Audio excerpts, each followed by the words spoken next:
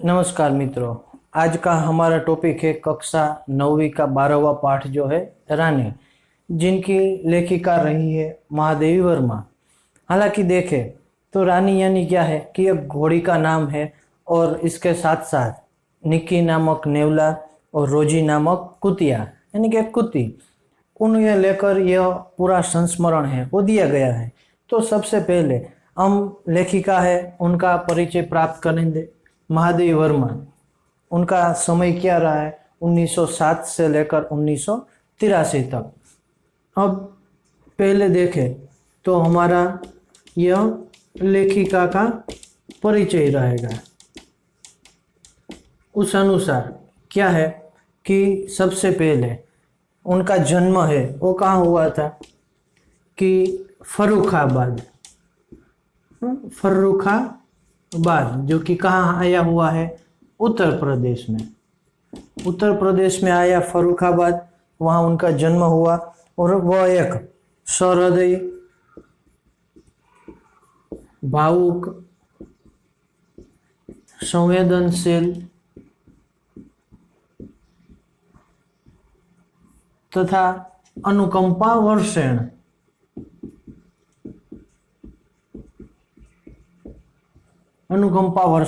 इस प्रकार की वो नारी रही है। यानी कि जो महादेवी वर्मा जो है वो एक सहृदयी थी, भावुक भी थी, संवेदनशील और अनुकंपा बरसाने वाली एक नारी रही है। इसके अलावा वो छायावादी युग की रचनाकार रही है। कि छायावाद में देखें तो आमतौर पर 4 जो रचनाकार है उनका समावेश होता है। एक तो सूर्यकांत त्रिपाठी है, सुमित्रा नंदन पंत है, जयशंकर प्रसाद है और इसके बाद है महादेवी वर्मा। तो ये चारों को लेकर छायावाद है वो रहता है। तो एक छायावादी युग की रचनाकार भी रही हुई है और उनकी मुख्य रचनाओं में देखें तो कई सारी है, जिनमें से हम बात करें तो कि निहार है, रश्मि है, नीरजा है और इसके अलावा कहे तो शौच्य गीत है। इसके साथ दीपशिखा है, फिर है अतीत के चलचित्र,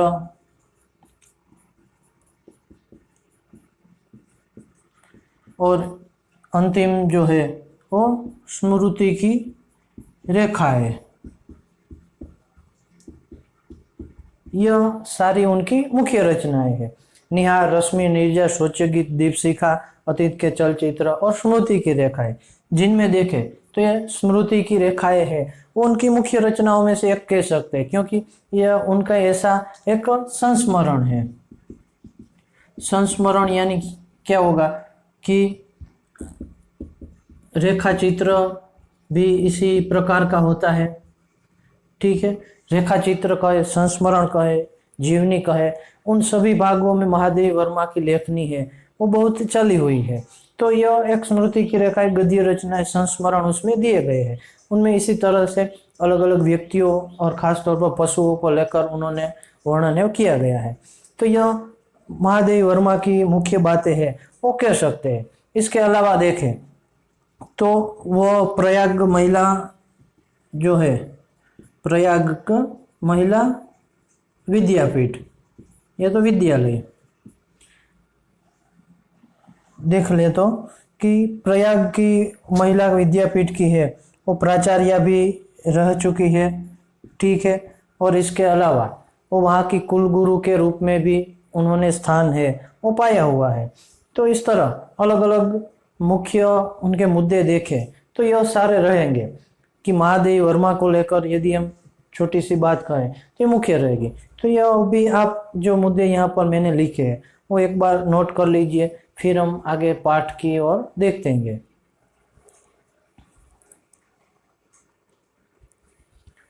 चलो, तो इस तरह मुद्दे लिख लेने के बाद अब हम पाठ की शुरुआत करें तो मुख्य बात इसमें क्या बताई गई है कि जब महादेवी वर्मा छोटी थी, बचपन में थी, तभी से लेकर उसे पशुओं के प्रति एक प्रेम रहा हुआ था। तो उसी प्रेम को है वो बड़े होते होते वो एक गाढ़ प्रेम में बदल जाते हैं और जिनके कारण उनके घर में है कई प्रकार के पालतू जानवर है, वो रहा करते थे। तो उसी में से एक ये रानी है जो कि घोड़ी का नाम है। इसके साथ निक्की रोजी नामक नेवला और कुतिया है, वो भी रहा करती थी। और ख़ास तौर पर इस पाठ के जरिए है वो पशुओं के प्रति प्रेम और हर एक जीव को एक सराहना और एक साथ जो है वो मिलना चाहिए, उसी बात को लेकर मुख्य रूप से यहाँ ये चर्चा दी गई है। तो सबसे पहले हम बात करें पाठ परिचय में देखें तो क्या रहेगा कि इंदौर का जब रियासती समय होता है तब है वो गधे पर सवार अंग्रेज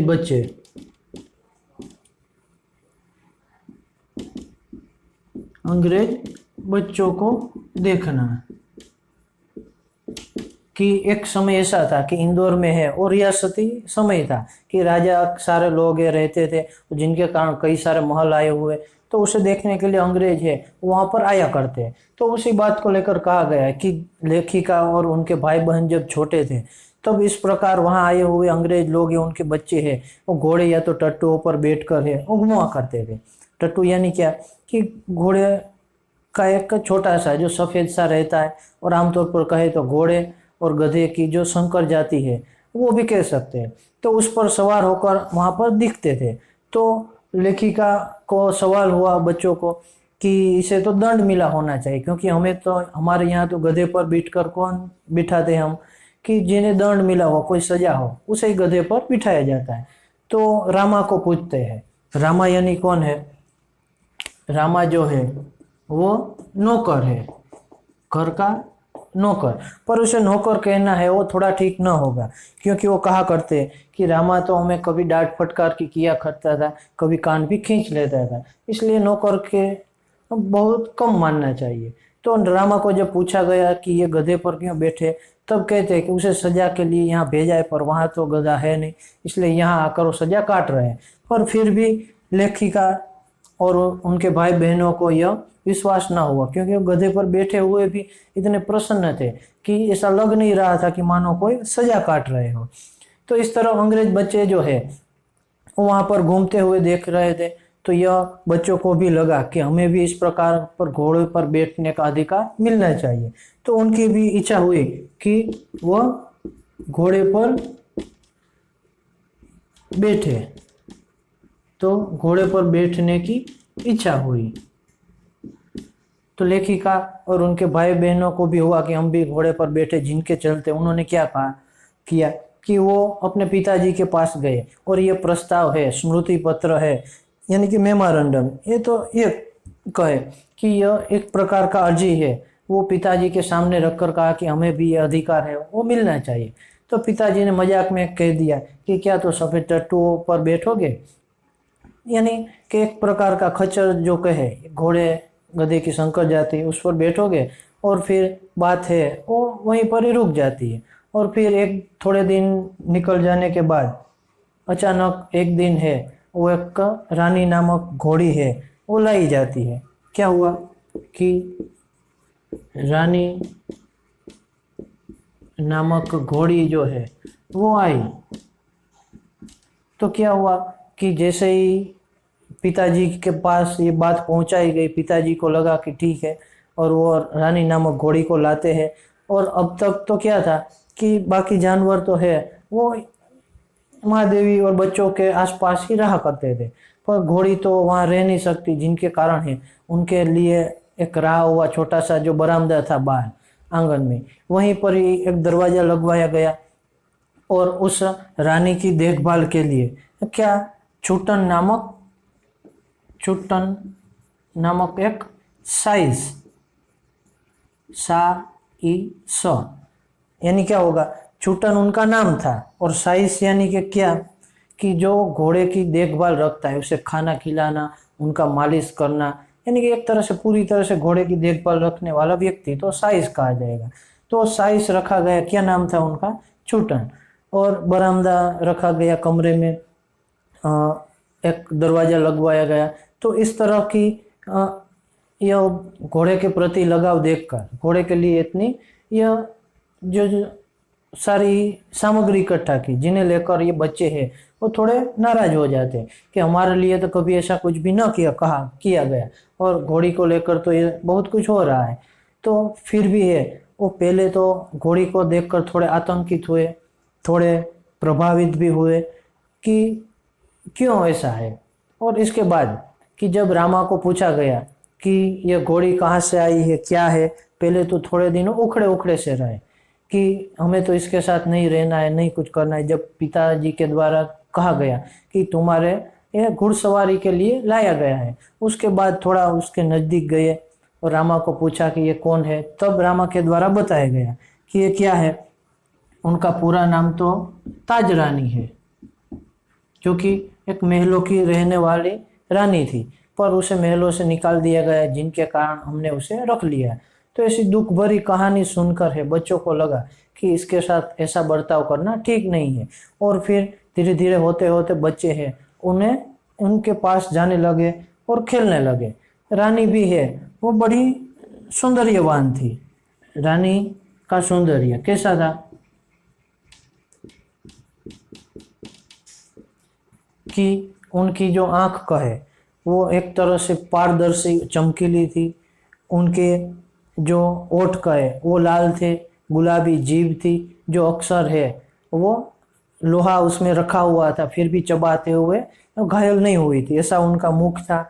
साथ में दो खड़े कानों के बीच अयालों का पूरा समूह था। अयाल यानी कि एक बाल का समूह था, केस वाली जो कहते वो, तो वो था। उनकी पारदर्शी और चमकीली आंखें थी, उजले सफ़ेद दांत थे, और उनका शरीर जो था वो चौड़ाई ऊंचाई के मुकाबले पीठ की चौड़ाई जो थी वो ज़्यादा थी। तो इस तरह सुंदर दिखने वाली, और साथ ही अपनी लाल नथुनी के जरिए, नथुनी यानी कि नाक के जरिए, वो आसपास की गंध लेने के लिए, सुगंध लेने के लिए तत्पर थी। तो ऐसी सुंदर दिखावा वाली ये रानी जो है वो देखते ही सबको आकर्षित कर ले, ऐसा उनका सौंदर्य था। तो बच्चे भी धीरे धीरे होते उनके साथ है खेलने लगते।